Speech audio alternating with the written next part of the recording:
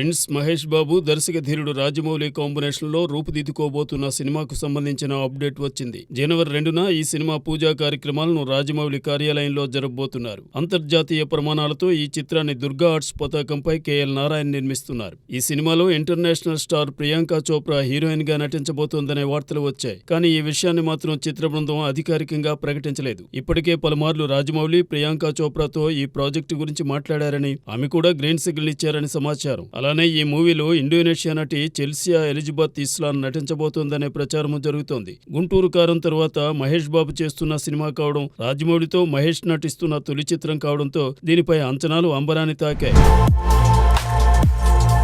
ప్రముఖ నిర్మాత ఏఎం రత్నం తనయుడు రవికృష్ణ హీరోగా పరిచయమైన cinema 7G Brindavan colony. Selvaraghavan దర్శకత్వం వహించిన ఈ మూవీ 10 ఏళ్ల క్రితం వచ్చి ఘన విజయాన్ని సాధించింది. ఈ సినిమాలో నాయికగా నటించిన సోనియా అగర్వాల్ నే ఆ తర్వాత సెల్వరాఘవన్ వివాహం చేసుకున్నాడు. ఆ పైన వారు విడాకులు తీసుకున్నారు. ఈ చిత్రం తర్వాత రవికృష్ణ మరో 3-4 చిత్రాల్లో నటించిన దీనంత విజయాన్ని అవి అందుకోలేకపోయాయి. దాంతో ఇప్పుడు మరోసారి ఏఎం రత్నం, రవికృష్ణ, సెల్వరాఘవన్ కాంబోలో 7G బృందావన్ కాలనీకి సీక్వెల్ నిర్మిస్తున్నారు. యువన్ శంకర్ రాజా సంగీతం అందిస్తున్న ఈ సినిమా షూటింగ్ తుద్దెస్కు చేరుకుంది. అతి త్వరలోనే ఈ మూవీకి సంబంధించిన పూర్తి వివరాలు అందిస్తామని ఏఎం రత్నం చెబుతున్నారు. ఈ సినిమా తమిళంలో 7G రెయిన్బో కాలనీ 2 పేరుతో రూపుదిద్దుకుంటోంది. ఇందులో రవికృష్ణ సరసన అనస్వర రాజన్ నటిస్తోంది. జయరాం, సుమన్ శెట్టి, సుధా తదితరులు ముఖ్య పాత్రలు పోషిస్తున్నారు.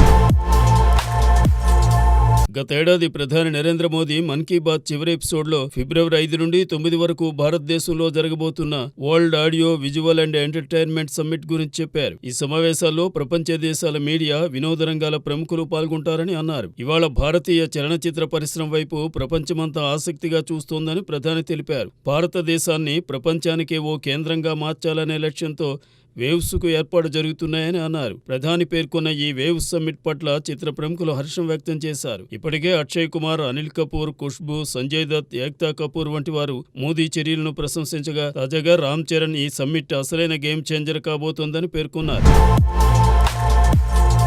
2023లో సిద్ధార్థ్ నటించిన చిన్నా సినిమా విడుదలై డీసెంట్ హిట్ అందుకుంది. ఆ సినిమాకు సిద్ధార్థ్ నిర్మాత కూడా. ఈ థాట్ ప్రొవోకింగ్ మూవీకి లభించిన ఆదరణతో సిద్ధార్థ్ కాస్తంత ఊపిరి పీల్చుకున్నాడు. అయితే ఆ తరువాత శంకర్ దర్శకత్వంలో వచ్చిన భారతీయుడు 2 అతన్ని తీవ్ర నిరాశకు గురిచేసింది. భారీ బడ్జెట్తో లైకా ప్రొడక్షన్స్ నిర్మించిన ఈ సినిమా ఘోర పరాజయాన్ని చవిచూసింది. దాంతో భారతీయుడు 3 థియేటర్లో విడుదలవుతుందో, ఓటీటీలో స్ట్రీమింగ్ అవుతుందో తెలియని పరిస్థితి నెలకొంది. భారతీయుడు 2 పరాజయం నుండి పూర్తి స్థాయిలో బయటకు రాకముందే సిద్ధార్థ్ నటించిన మిస్ యూ మూవీ రిలీజ్ అయింది. ఈ ప్రేమ కథా చిత్రంలో అతని సరసన ఆషికా రంగనాథ్ నటించింది. అయితే ఈ సినిమా కూడా బాక్సాఫీస్ బరిలో గట్టెక్కలేదు. దాంతో జనవరి 26న దీన్ని ఓటీటీలో స్ట్రీమింగ్ చేయబోతున్నారని తెలుస్తోంది.